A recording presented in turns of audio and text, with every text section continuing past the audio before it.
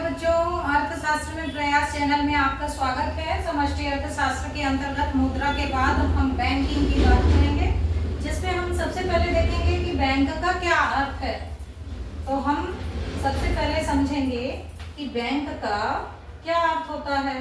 तो बैंक से आशय एक ऐसी संस्था से है जो जनता से कम ब्याज पर जमा स्वीकार करता है, यानी उनसे धन एकत्रित करता है कम ब्याज देकर, और अधिक ब्याज देकर व्यापारियों को ऋण प्रदान करता है। ठीक है, आपको समझ में आ गया होगा कि बैंक कम ब्याज दर पर धन एकत्र करके अधिक ब्याज दर पर उधार देता है। यह एक ऐसी संस्था है।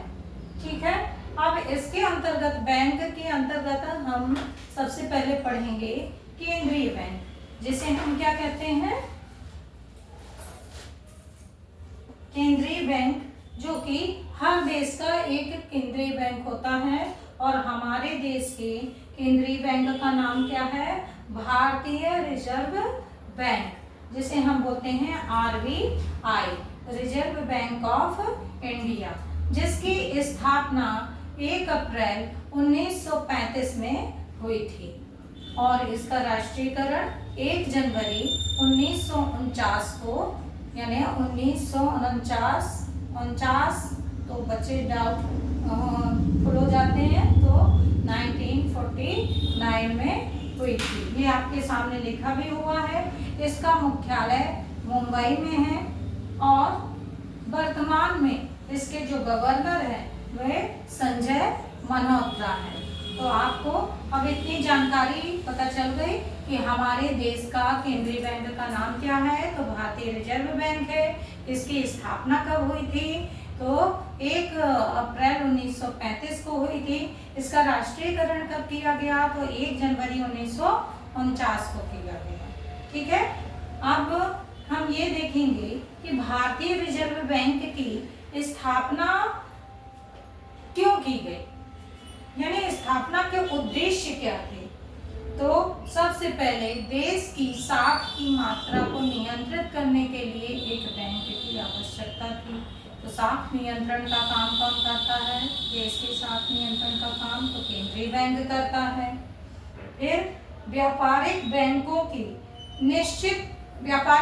का एक निश्चित कोष रखकर साख नियंत्रण करता है।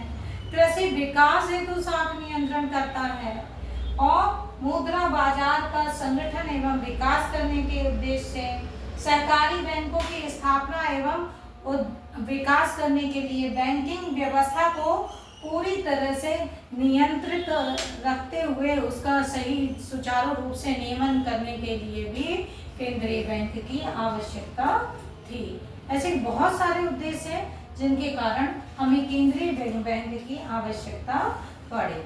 अब हम पढ़ेंगे केंद्रीय बैंक के कार्य। केंद्रीय बैंक के कार्य का मतलब ये है कि केंद्रीय बैंक के कौन से फंक्शन है या कौन सा वर्क वो करता है। तो क्या आप यानी जिस तरीके से अपन जाकर बैंक में अपनी जमा जो भी बचत हुई वो जाकर जमा कर देते हैं, तो क्या केंद्रीय बैंक भी जनता से जमा स्वीकार करता है? क्या डायरेक्ट संपर्क रहता है जनता से?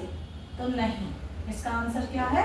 नहीं, जनता से डायरेक्ट संपर्क केंद्रीय बैंक का नहीं रहता, बल्कि जो केंद्रीय बैंक है वो अन्य व्यापारिक बैंकों पर की साख नियंत्रण एवं नियमन करता है, उसकी बैंकिंग व्यवस्था को सुचारू रूप से चलाने में नियंत्रण करता है।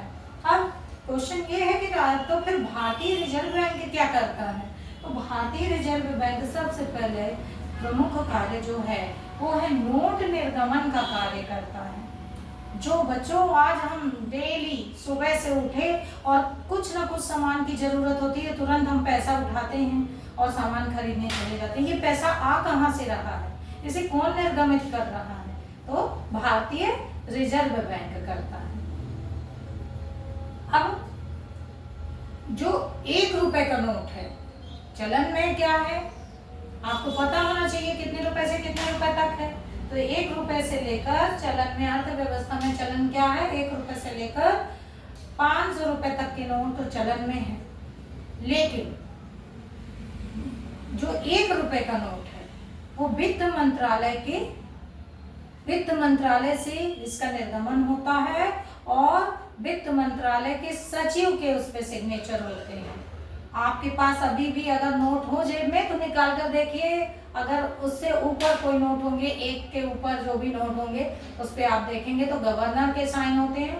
और अगर पुराना कोई 1 रुपए का नोट हो तो उस पर देखिए तो उस पर वित्त मंत्रालय के सचिव के साइन होंगे। ठीक है। दूसरा है सरकार का बैंकर। पहला कार्य क्या है, पहला काम क्या करता है, तो नोट निर्गमन का कार्य करता है। नोट छापने का काम कौन कर रहा है, तो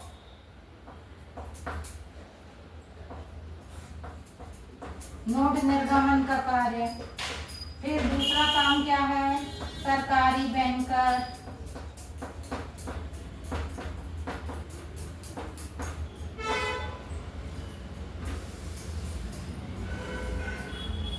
दूसरा है सरकारी बैंकर। तो रिजर्व बैंक जो है वो सरकारी बैंकर के रूप में कार्य करता है। वह सरकार की समस्त आय का संग्रह करता है एवं उनके खर्च के लिए, सार्वजनिक व्यय के लिए राशि प्रदान करता है, धन प्रदान करता है, इसलिए हम इसे सरकार का बैंकर कहते हैं। ठीक है। फिर उसके बाद ये बैंकों का बैंक है, बैंकों का बैंकर या बैंकों का बैंक। बैंकों का बैंकर का मतलब ये है कि देश के जितने भी बैंक हैं उन सभी बैंकों का प्रधान बैंक जो है वो केंद्रीय बैंक है और यह बैंक सभी बैंकों पर निगरानी रखता है और नियंत्रण रखता है और उसे सुचारू रूप से अपनी नीतियों और निर्देशों के अनुसार चलाने का काम करता है। ठीक है। फिर है हमारा साख नियंत्रण। इसे हम डिटेल से आगे पढ़ेंगे कि बैंक किस तरीके से साख नियंत्रण करता है। ठीक है। या फिर आगे ही समझा देंगे इसको। यहाँ पे बस इतना समझ लीजिए कि साख नियंत्रण का कार्य रिजर्व बैंक करता है। साख नियंत्रण का काम कैसे करता है, बैंक दर के माध्यम से, खुले बाजार की क्रियाओं के माध्यम से, नगद कोष अनुपात के माध्यम से, है ना, तरल कोष अनुपात के माध्यम से, चयनात्मक साख नीति के माध्यम से, नैतिक प्रभाव नीति के माध्यम से जो रिजर्व बैंक है वह ये सभी कार्य करता है और साख पर नियंत्रण करता है। ठीक है। कृषि वित्तीय व्यवस्था को बनाए रखने का काम भी करता है ना, और बैंकिंग कार्य पर बहुत सारे जो प्रशिक्षण वगैरह है, ट्रेनिंग देने का कार्य भी यही करता है। ओके। अब आगे हम फिर दूसरा टॉपिक पढ़ेंगे। Thank you.